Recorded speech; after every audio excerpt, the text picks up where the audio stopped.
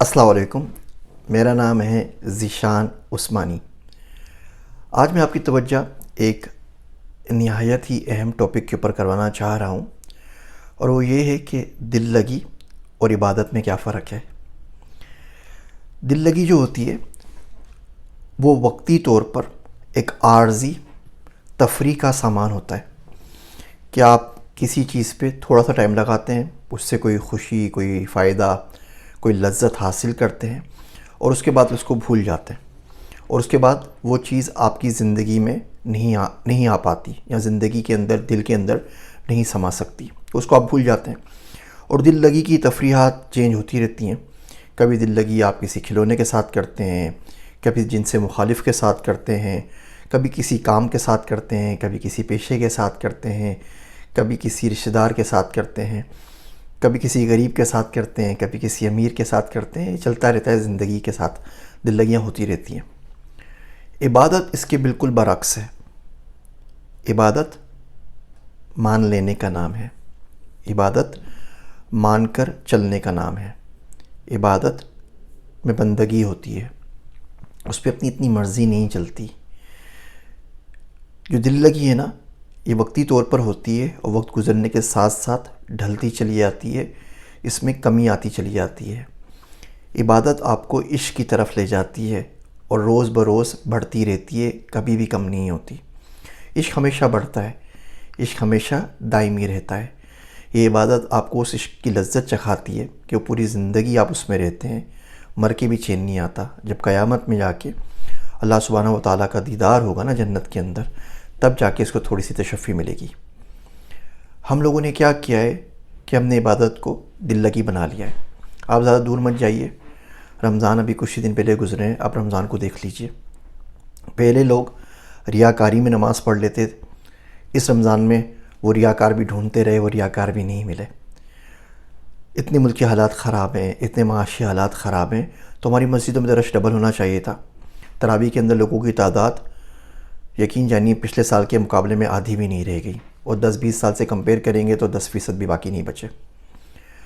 ہم گھروں سے تراویح کا کے جاتے ہیں اور کسی کافی شاپ پہ بیٹھ جاتے ہیں، کسی پٹھان کے چائے کے ہوٹل پہ بیٹھ جاتے ہیں، دوستوں کے ساتھ بیٹھ جاتے ہیں۔ یہ ہم کس کو بیوقوف بنا رہے ہیں؟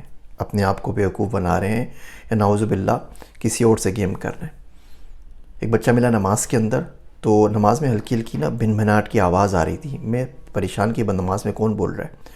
جب سلام پھیرا تو پتہ چلا کہ بھائی صاحب نے وہ ایئرپورٹ لگایا ہوا تھا اپنے کان کے اندر، اور یوٹیوب کے اوپر ویڈیو دیکھ رہے تھے، اور پوری نماز پڑھتے ہوئے یوٹیوب کی ویڈیو سنتے رہے۔ دیکھ تو نہیں سکتے تھے، سنتے رہے، کیونکہ پاکٹ میں ان کی جیب کے اندر موبائل موجود تھا۔ تو اب پتہ نہیں کس طرح نماز ہوئی، ان کی بھی ہوئی، ان کے ساتھ والوں کی نماز بھی خراب ہوئی۔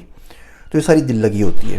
دل لگی کے لیے چلے جاتے ہیں، دعا کے لیے ہاتھ اٹھا لیتے ہیں، دل لگی کے لیے چلے جاتے ہیں اور 27ویں شب پہ قرآن ختم کر لیتے ہیں، دل لگی کے لیے نہا دھو کے 27ویں شب پہ اچھے کپڑے پہن لیتے ہیں، دل لگی کے لیے عید کی نماز پڑھنے چلے جاتے ہیں، تکبیریں کہتے ہوئے۔ دل جو ہے نا وہ کہیں اور اٹکا ہوا ہے اصل کے اندر۔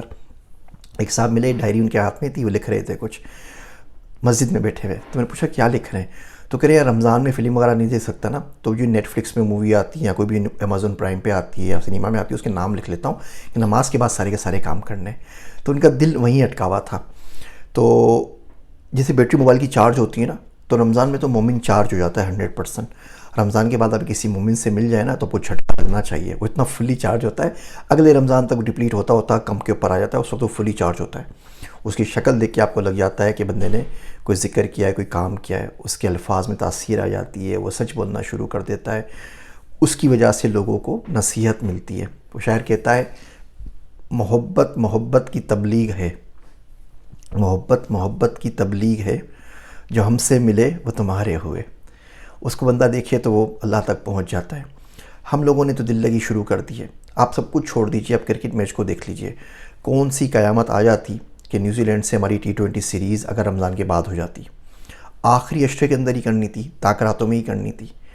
48,000 اسٹیڈیم کی کیپیسٹی ہے راول پنڈی کی، 34,800 میرے خیال سے کراچی کی ہے۔ تو یہ لوگ تو علل اعلان بول رہے ہیں نا، چیلنج کر کے کہ اللہ سائی ہم نہیں پڑھیں گے نماز، ہم مغرب یہاں پہ آ کے پڑھ لیں گے شاید، یا وہ بھی شاید چھوٹی جائے گی، اور عشاء گھر جا کے پتہ نہیں پڑھیں گے یا نہیں پڑھیں گے، تراویح پکی نہیں پڑھیں گے۔ ہم سامنے یہ دیکھ 48,000 تیرے سامنے بیٹھ کے کرکٹ میچ دیکھ رہے ہیں رمضان کی بڑی راتوں کے اندر، آخری عشرے کے اندر، ہم نے تراویح نہیں پڑھنی، جو کھیل رہے ہیں ان کی تو بات ہی چھوڑ دینا، جو دیکھ رہے ہیں میں تو خالی اس کی بات کر رہا ہوں۔ آپ کو پورے سال میں کوئی اور تاریخ نہیں ملی کرکٹ کا میچ کرنے کی، یہ تو چیلنج کرنا ہوا نا۔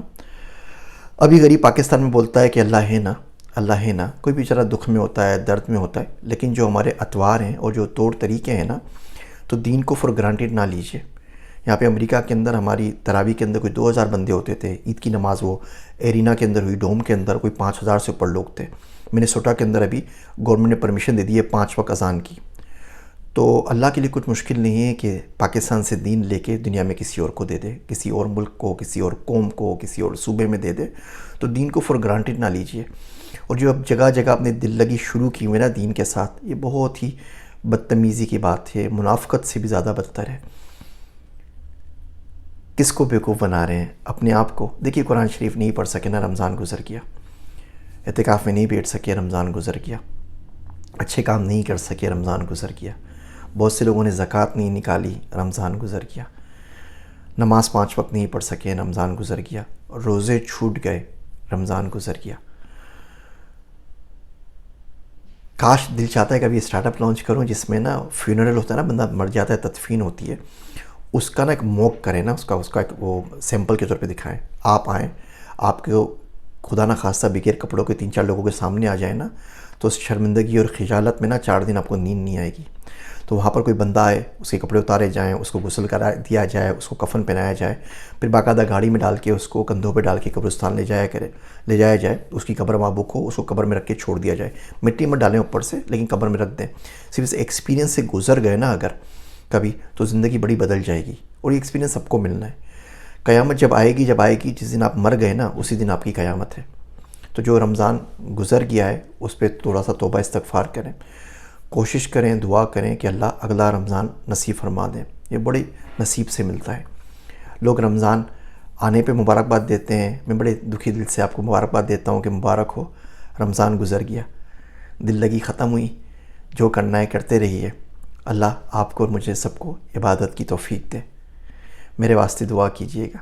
وہ شاعر کہتا ہے، اس عہد بد لحاظ میں ہم گداز قلب، اس عہد بد لحاظ میں ہم گداز قلب، زندہ بھی رہ گئے تو بہت کام کر گئے۔